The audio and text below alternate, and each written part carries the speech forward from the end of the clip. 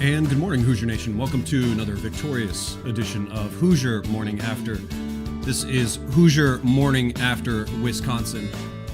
Yesterday afternoon in the very coveted Saturday noon tip-off, that tip-off that everybody wants in college basketball, the noon tip-off, your Indiana Hoosiers go on to defeat Wisconsin at home, get a win that is much needed after a loss, winning in overtime 78-77. Taking their record to 16-8 on the season, 7-6, getting above 500 in their Big Ten record, sitting relatively kind of in that middle part of the Big Ten currently, standings-wise.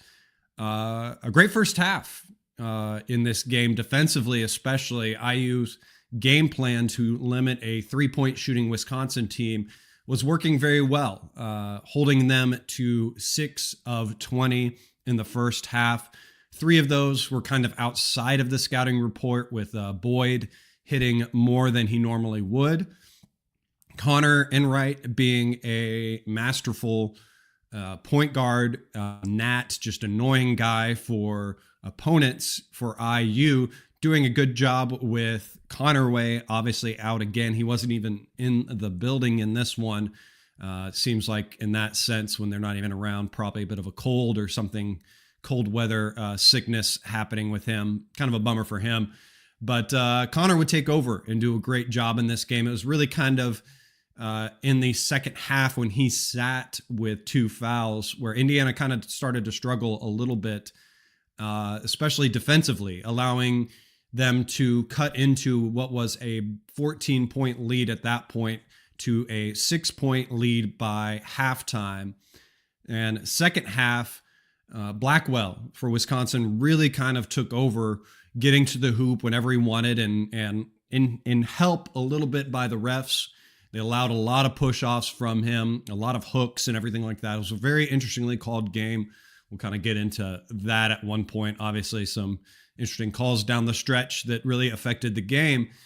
But it was kind of poetic, speaking of calls, that a call towards the end of regulation of charging against Wisconsin, thanks to Connor. How many times during Greg Gard coached teams did we deal with drawed charges and everything like that? So how poetic is that for Indiana to be able to get that? But a beautiful call. Obviously it was. Clearly it was. You hate to see those kind of situations if you are Wisconsin, that far away from the basket. But Boyd was very emotional in this game. You kind of saw that early on. He decided to pick a fight with the student section of IU. You really saw IU's student section, him coming off to them, giving them the let's go kind of situation. So it was obvious that his emotions were there, and it was a clear charge in that circumstance as well. We'll get into that a little bit more, but that call coupled with Indiana making their free throws, Lamar making his 3 throws, would allow Indiana to get into overtime. And it was Lamar as well that kind of became the story in overtime as well.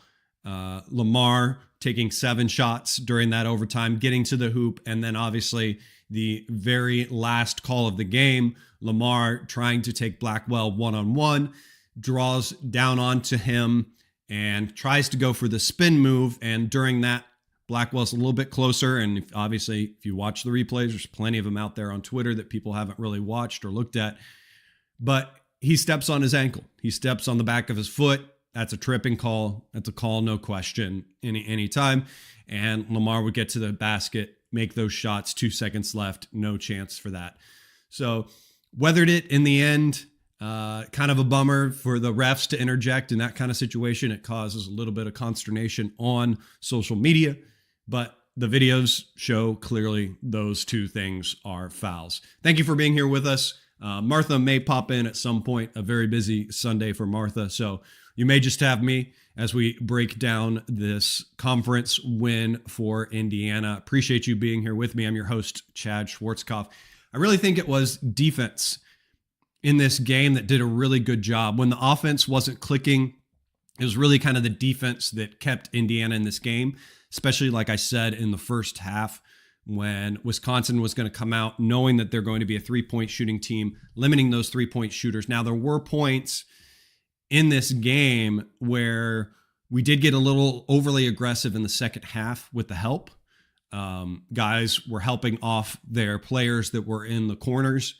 And there's especially a time or two where I saw Connor, and I would argue that Nick Dorn as well was kind of a contributor to that as well, helping off of his man in the corner, and would lead to a drive and kickouts and easy baskets from a lot of those guys. So a little bit of a tough situation with that. And I think that comes down to maybe tired legs, because the help has been pretty good in the first half and a lot of other games. So I think that's just late game, tough execution for this team. But Wisconsin didn't lead in this game at all till the 148 mark in regulation. So again, that shows Indiana kind of keeping them off kilter, keeping them off their game and everything. So, but it is, I think the issue moving forward that we're gonna have to keep our eyes on, and it's reared its head in many different ways. A lot of it's been mentioned through just exhaustion and fatigue and everything. And what that comes down to, and what we saw in this game, is just late game execution has become a little bit of an issue for this team. They escape it in this one, but a drought in the last 4 minutes of the game allowed Wisconsin to go up 4 in a 10-point run at the end. So game was well underhand going into the last 4 minutes of the regulation time. And you could see it mostly on the offensive side, where ball movement and movement off the ball really kind of slowed down.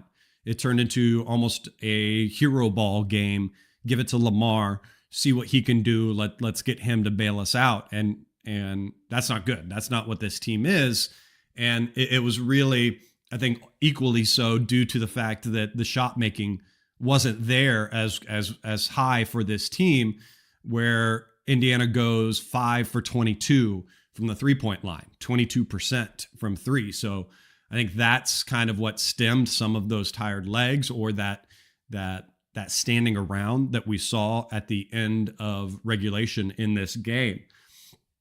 Talking about the fouls though, speaking of end of regulation, the charge foul that Connor drew from him was perfect, was great. He knew, guarding Boyd the whole entire game, that he wanted to be the guy for Wisconsin. He kind of had that chip. He is kind of that fiery player on Wisconsin that wants to have the ball in his hands. He's their lead point guard, and smart by Indiana.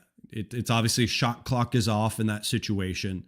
You're down by 2 at that point. I think actually at 1 at that point, but you're down.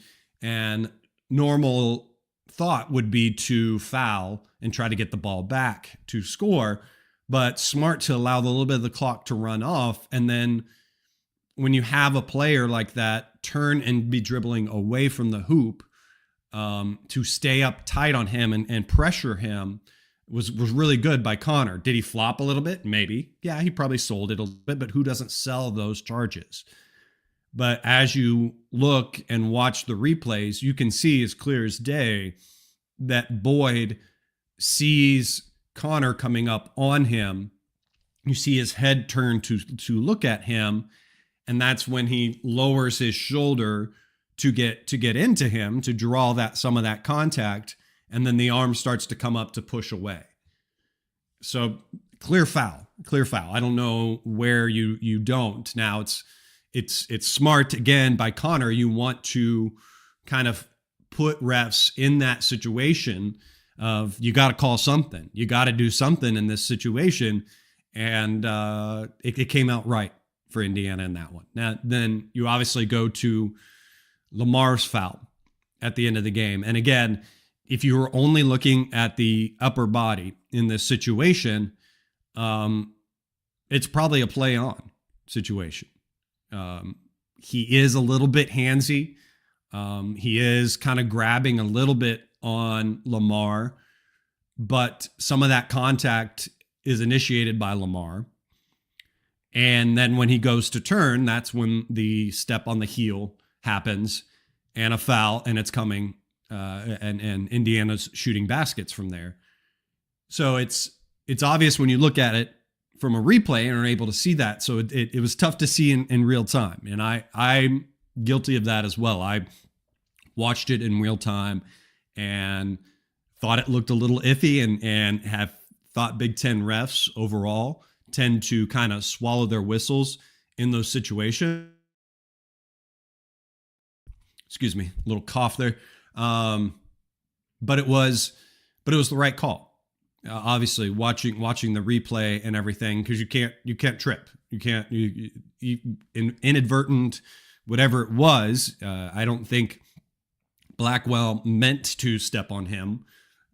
He was just trying to play tough defense. But again, credit to Lamar for stepping up and hitting those shots as well, both in regulation and in overtime, to secure the win for Indiana, because he did struggle in the past.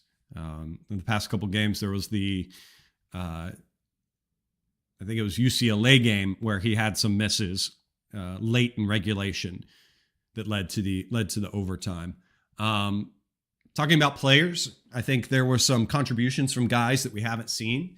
It's really kind of become a theme on this team of maybe they play rock, paper, scissors, maybe they flip a coin, but I really think that Reed Bailey and Sam Alexis kind of decide before the game somehow who's going to have the big game.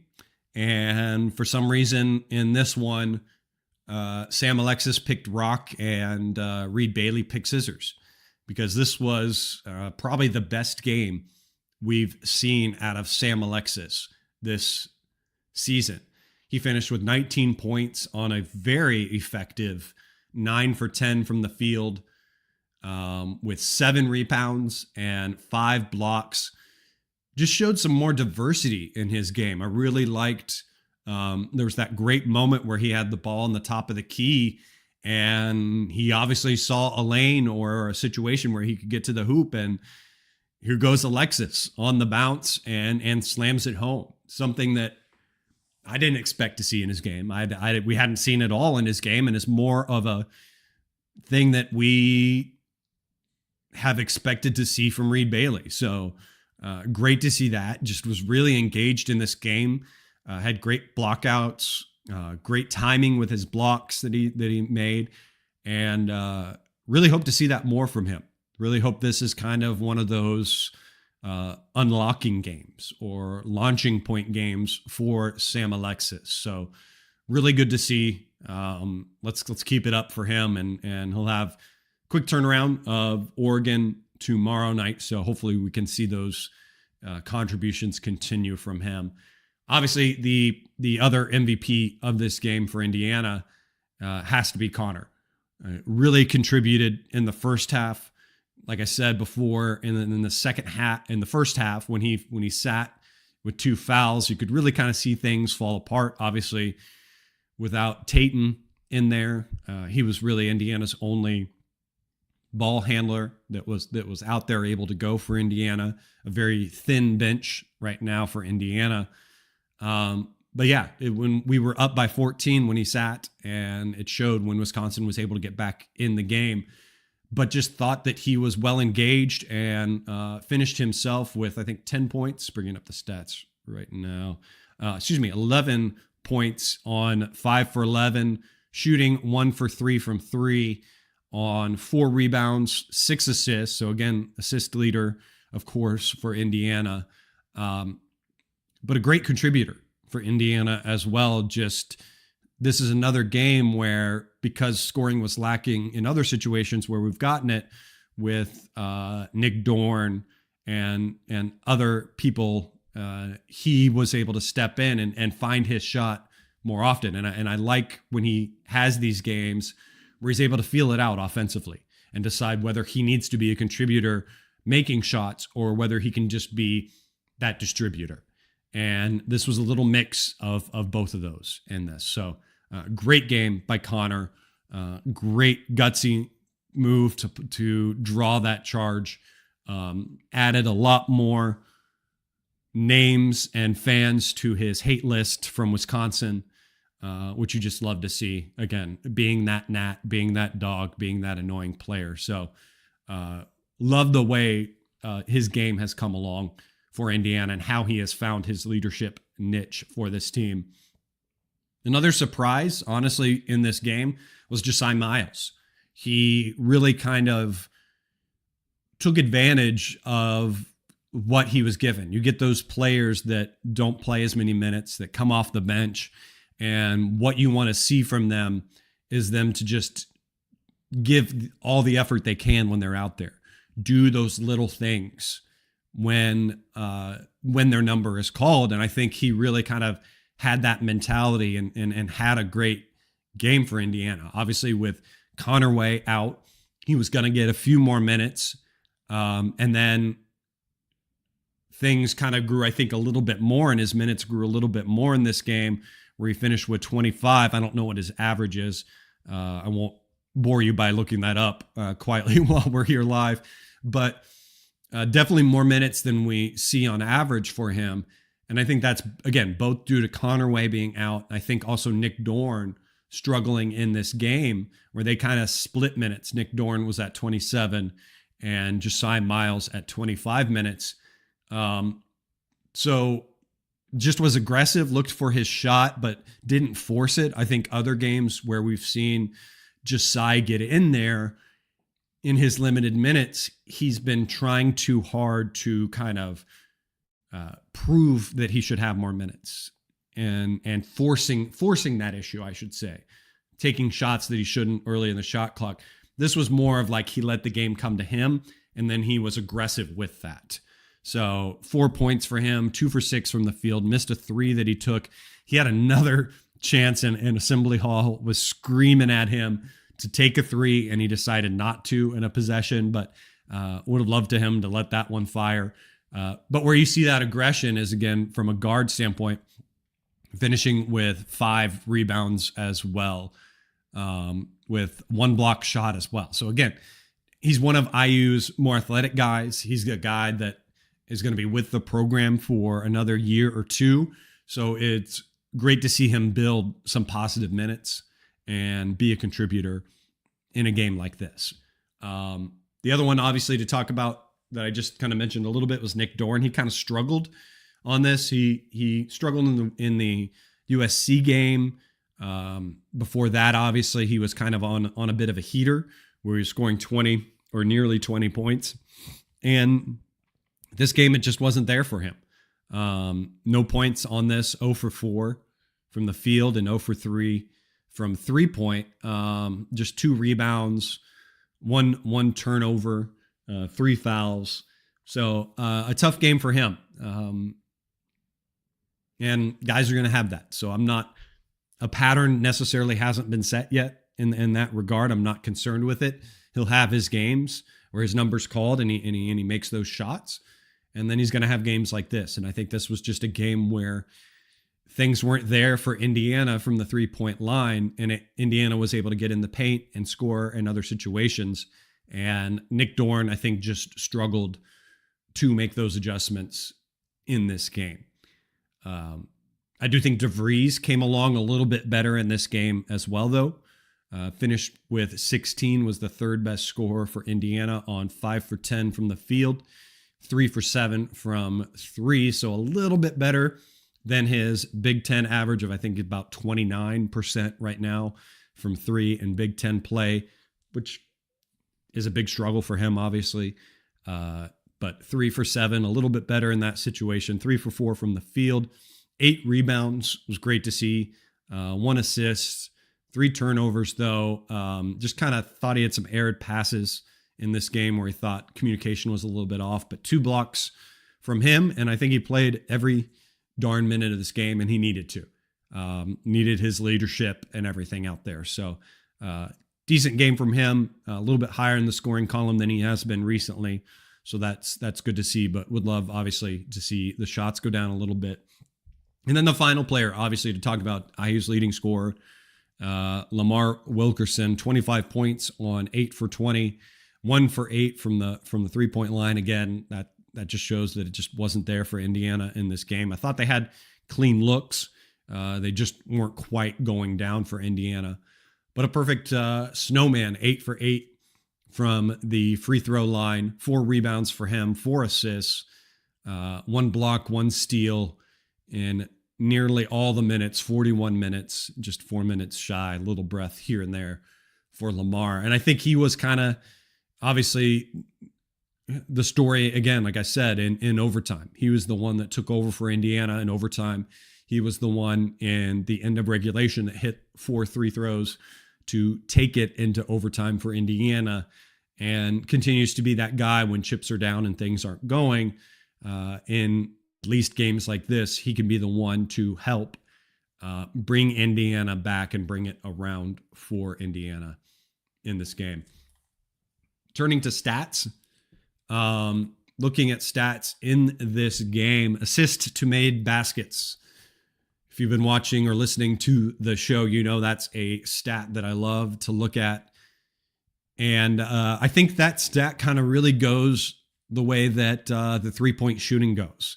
I think a lot of Indiana's assists come off drive and kicks or screening action that gets open 3 looks for guys. And since they weren't hitting, that assist to made baskets is quite a bit bigger in this game. IU with 13 assists to 30 made baskets in this game. Looking at some stat comparisons, though, Indiana really good with the blocks. You saw a lot of good blocks in this game, staying engaged and everything. Indiana with 9 blocks to Wisconsin's 3 in this game. Points in the paint. Again, 3-point making wasn't happening for Indiana, so they did a good job getting into the point, a lot of that into the paint. A lot of that, again, due to Alexis having a good game, but Indiana wins that over Wisconsin 44-28. Rebounds in this game, total rebounds sitting even in this game at 37. I think Indiana kind of really struggled. A lot of Wisconsin shooting those threes and not making them made some long rebounds, and Indiana kind of is very susceptible to some of those long rebounds. That's why I think you see those rebounds being even, which is interesting because then it led to second chance points in this game also being an even 14 on the game. Shooting wise, Indiana from the field was 48, and like I said, a very low 23 on 5 for 22 from 3-point. Took care of business though from the free throw line, 13 of 15. Not very many free throws taken in this game, especially early on. I think it was a nearly clean first half free throw wise. Maybe there were like 4 or 5 free throws shot in the first half. Let me see if I can bring that up. 0. No free throws shot in the first half. So clean stat sheet on that wise. The refs letting the teams play as well. Again, looking at the lead change, almost all of Wisconsin's lead coming at the end of regulation, and then they led for a good majority of the overtime situation at 4 minutes and 50 seconds of lead time for Wisconsin to Indiana's over 37-minute lead. I think, again, a relatively good stat sheet. And when you score over 70 in a game like this, that you're not shooting the threes and everything like that, it shows that Indiana found other ways to make baskets, other ways to score, and that's good that IU didn't fall apart in those situations. So you'd love to see a good game like this, and you'd love to kind of turn around and move on and continue to climb with success. At this point, obviously, I'd like to point out our kind of unofficial sponsor of the program, and that is Hoosier Ticket Project.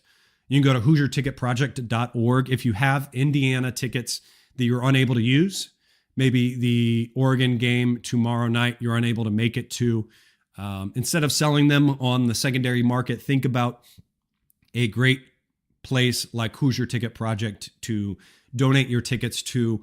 Hoosier Ticket Project will find a deserving family, deserving Hoosiers that may not have the means or the opportunities to get to games themselves.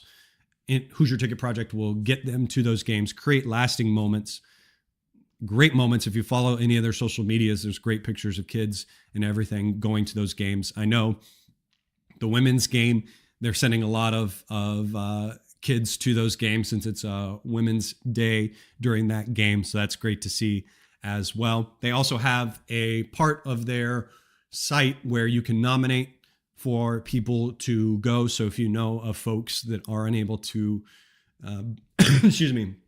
by financial means or whatever, make it to games, Hoosier Ticket Project will help get them to games.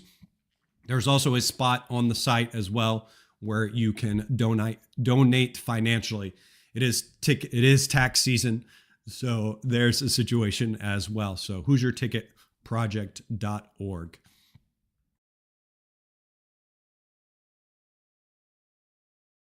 Sorry, let me get a sip of my coffee there on that. Let me kind of finish my closing thoughts on this game. I think it was a game, obviously, not a must win in that situation. Obviously, probably must win in the sense that you don't want to drop a home game.